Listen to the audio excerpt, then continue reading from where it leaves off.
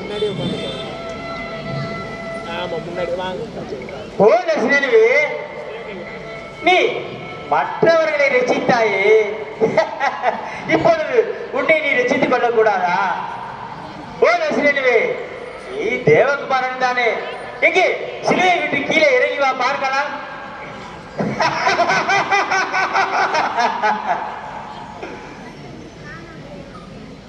என் பிதாவே,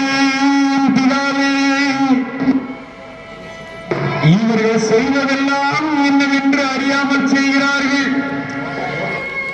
இவர்களுடைய பாவங்களை பொறுத்த